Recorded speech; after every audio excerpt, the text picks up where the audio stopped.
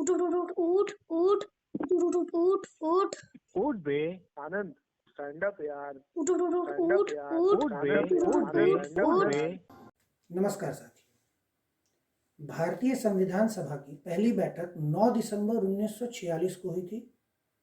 इसका गठन cabinet mission योजना के तहत हुआ था और इसके लिए जुलाई 1946 में चुनाव हुए थे। भारतीय संविधान लिखने वाली सभा में 299 सदस्य थे, जिनकी के अध्यक्ष डॉक्टर राजेंद्र प्रसाद थे। इसे 13 दिसंबर 1946 को जवाहरलाल नेहरू द्वारा संविधान सभा में पेश किया गया था, जिसे 22 जनवरी 1947 को स्वीकार किया गया और 26 नवंबर 1949 को संविधान सभा द्वारा अपनाया गया, जो 26 जनवरी 1950 को लागू हुआ। मगर श्रेय किसे दिया जाता है? रचयिता किसे कहा जाता है? अगर डॉक्टर अंबेडकर जिंदा रहते तो श्रेय कभी खुद को नहीं देते, क्योंकि वो हक दिए जाने की बात करते थे, हक छीनने की बात नहीं करते थे।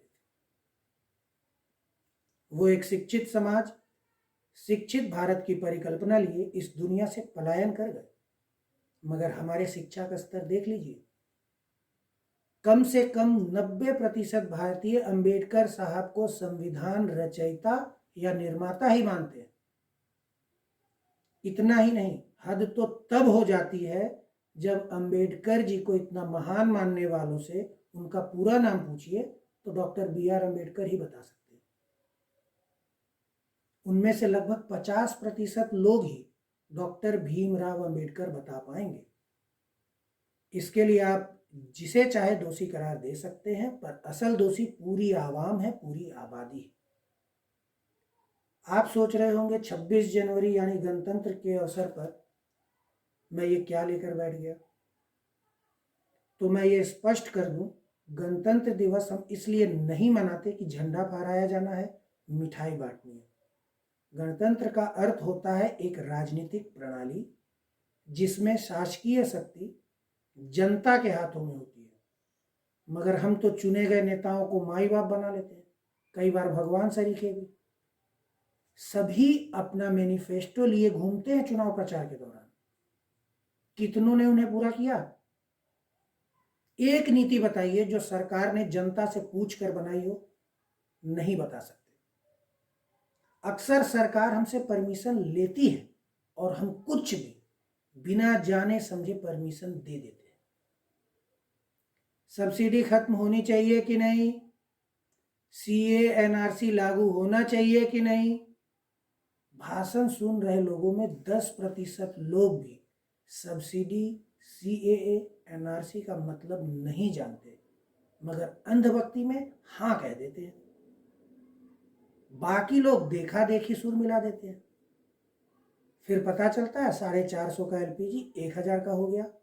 बुजुर्गों के लिए रेल की सब्सिडी भी गई और आपको ही प्रमाण देना होगा कि आप इसी देश के नागरिक हैं, जबकि आप उन्हें कुर्सी पर बिठाने तक तो नागरिक भी थे और भागीदारी भी थी आपकी। आप स्वाभिमान की घूंटी पीकर सीना चौड़ा करने में लगे रहे। कभी सोचा है आपने सब्सिडी का बचा पैसा कितना होता होगा एक साल का? आइए जोड़ते हैं। 1 फरवरी 2021 तक भारत में कुल घरेलू LPG के उपभोक्ता 28 करोड़ थे। अगर महीने में एक सिलेंडर भी लेते होंगे तो साल के 28 गुने 12 बराबर 336 करोड़ सिलेंडर हुए। एक सिलेंडर पर 500 ही जोड़ें तो 336 गुने 500 बनते हैं 16,80,000 मिलियन रुपए, जो कि सरकार को हर साल बचे।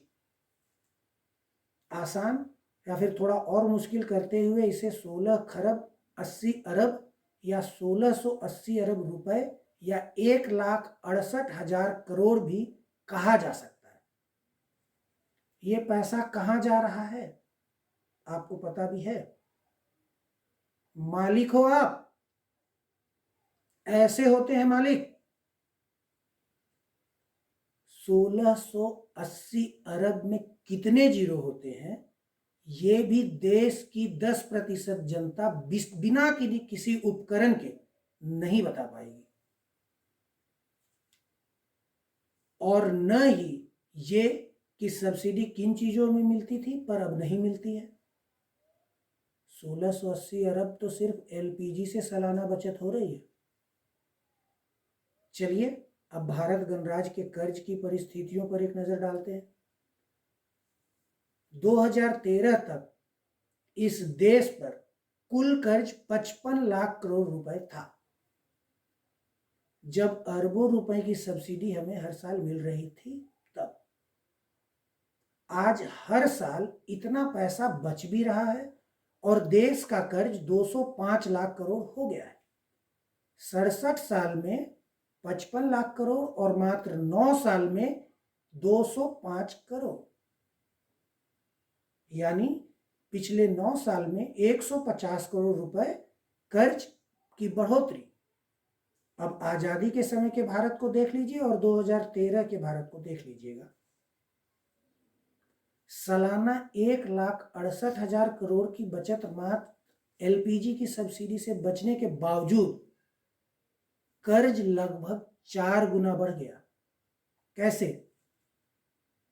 कई प्रकार के टैक्स, कुछ नए चीजों पर लगा टैक्स, महंगाई आदि भी तो पैसा कमा रही है आपके द्वारा चुनी गई सरकार।